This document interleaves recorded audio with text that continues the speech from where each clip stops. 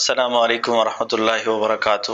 الحمدللہ والصلاۃ والسلام علی رسول اللہ، اما بعد۔ ڈاکٹر صاحب، جب بندہ نماز پڑھ رہا ہوتا ہے اور اس کے آگے کوئی اوٹ نہیں ہوتی، کوئی سترہ نہیں ہوتا، ایسی صورت میں کن چیزوں کے گزرنے سے نماز ٹوٹ جاتی ہے اور نماز باطل ہو جاتی ہے کہ اسے دوبارہ سے نماز شروع کرنی پڑے؟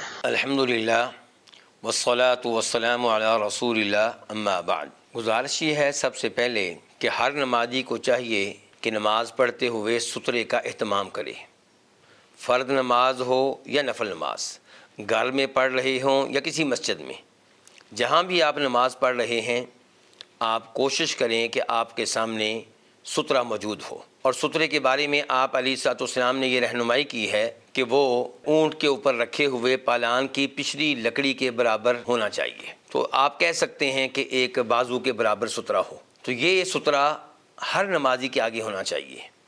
صحابہ کرام اس کا اہتمام کرتے تھے، نبی علیہ الصلوۃ والسلام اس کا اہتمام کرتے تھے، حتیٰ کہ جب کبھی آپ عید کی نماز پڑھانے کے لیے جاتے یا کہیں باہر میدان میں نماز پڑھاتے، نماز عید یا اس کے علاوہ کوئی اور نماز، تو آپ کے سامنے نیزہ وغیرہ گاڑ دیا جاتا جو سترے کا کام دیتا۔ صحابہ کرام کی طرف آپ دیکھیں تو صحیح حدیث سے ثابت ہے کہ جب مسجد نبوی میں مغرب کی اذان ہوتی تو صحابہ کرام 2 رکعتیں نفل ادا کرنے کے لیے لپک کر جاتے، کس کی طرف؟ مسجد نبوی کے ستونوں کی طرف، تاکہ ان کو کیا بنا سکیں؟ سترہ بنا سکیں۔ تو اس لیے سترے کا اہتمام کرنا چاہیے۔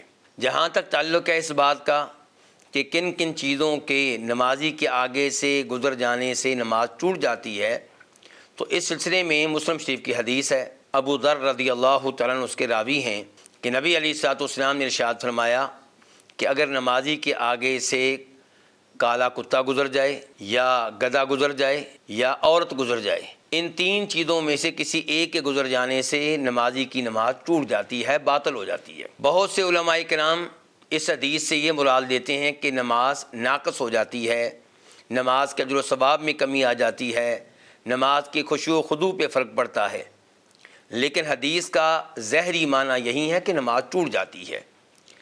تعویل کرنے کے لیے ہمیں دلیل چاہیے، جبکہ تعویل کرنے کے لیے کوئی دلیل ہمارے پاس نہیں ہے، تو اس لیے اس حدیث کو اس کے ظاہر پہ محمول کیا جائے گا کہ حقیقتاً نمازی کی نماز ٹوٹ جائے گی جب اس کے سامنے سے اور سترے کے بیچ میں سے ان 3 چیزوں میں سے کوئی چیز گزر جائے۔ اور اس امر کی تائید ایک اور حدیث سے بھی ہوتی ہے، اگر میں بھول نہیں رہا تو صحیح ابن خزیمہ کی حدیث ہے، جس میں صاف صاف یہ آیا ہے کہ پھر نماز دہرانی چاہیے، نماز کو دوبارہ پڑھنا چاہیے۔ تو اس سے کیا پتہ چلا کہ ٹوٹنے کا مطلب حقیقتاً ٹوٹنا ہی ہے، ان کی نماز واقعی باطل ہو جاتی ہے ان 3 چیزوں میں سے کسی ایک کے گزر جانے سے۔ ڈاکٹر صاحب، آپ نے کالے کتے کا ذکر کیا، تو کیا کالے کتے کی تخصیص ہے یا کوئی بھی کتا گزر جائے؟ حدیث جو مسلم شریف میں آئی ہے اس میں کالے کتے کا تذکرہ آیا ہے، بلکہ اسی حدیث میں وضاحت آئی ہے کہ ابو ذر رضی اللہ عنہ سے حدیث سننے والے راوی نے ان سے سوال کیا کہ کالا کتا اس کے گزرنے سے نماز ٹوٹتی ہے،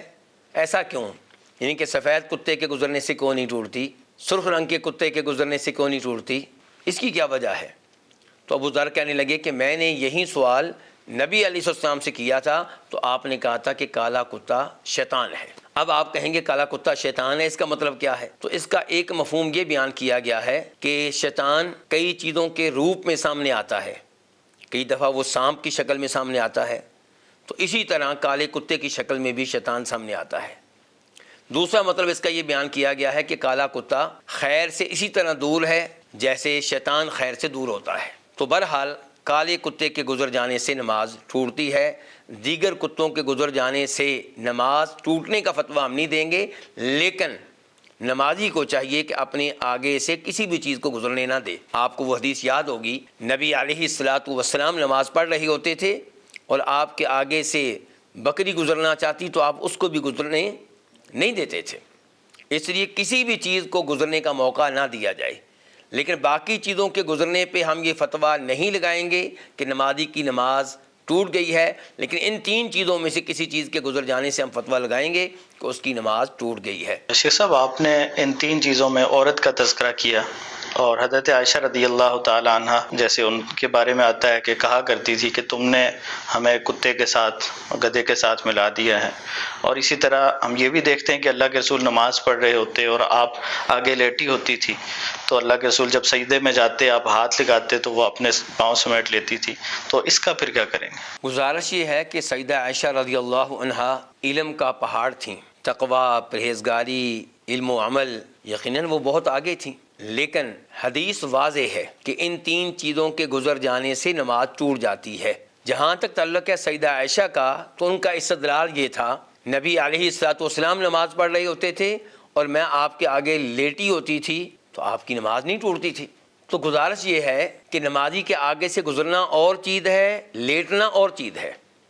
نمازی کے آگے سے گزرنا اور چیز ہے، نمازی کے آگے بیٹھا ہونا اور چیز ہے۔ اگر کوئی خاتون کسی نمازی کے آگے بیٹھی ہوئی ہیں تو اس سے نماز نہیں ٹوٹے گی۔ کوئی خاتون نمازی کے آگے لیٹی ہوئی ہیں، کسی کی وائف لیٹی ہوئی ہے، کسی کی والدہ محترمہ لیٹی ہوئی ہیں، تو اس سے نماز نہیں ٹوٹے گی، لیکن گزر جانے سے ٹوٹ جائے گی۔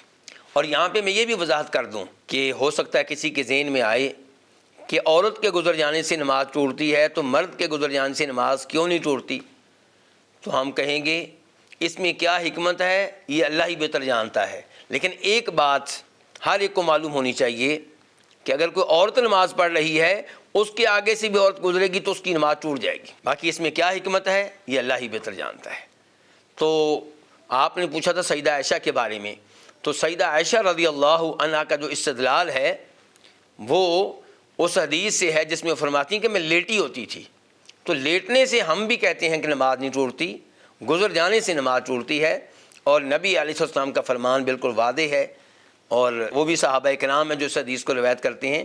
اس لیے حدیث کو سیدہ عائشہ کے فہم پہ فوقیت دی جائے گی، ترجیح دی جائے گی، واللہ تعالی اعلم۔ شیخ صاحب اگر جماعت کی صورت میں نماز ہو رہی ہے تو کیا مقتدیوں کے لیے بھی ضروری ہے کہ ان کے آگے سے کوئی نہ گزرے، یا صرف امام کا ستھرا مقتدیوں کے لیے کافی ہو جائے گا؟ اگر جماعت قائم ہے اور امام صاحب کے سامنے سترہ موجود ہے تو پھر مقتدیوں کے آگے سے گزرا جا سکتا ہے، اس میں کوئی حرج نہیں ہے۔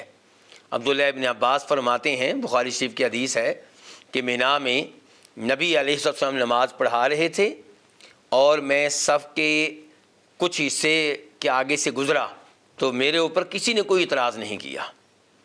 تو اس سے پتہ چلا کہ جب امام صاحب کے سامنے سترہ موجود ہو تو مقتدیوں کے آگے سے گزریں تو اس میں انشاءاللہ کوئی حرج نہیں ہے، واللہ تعالی اعلم۔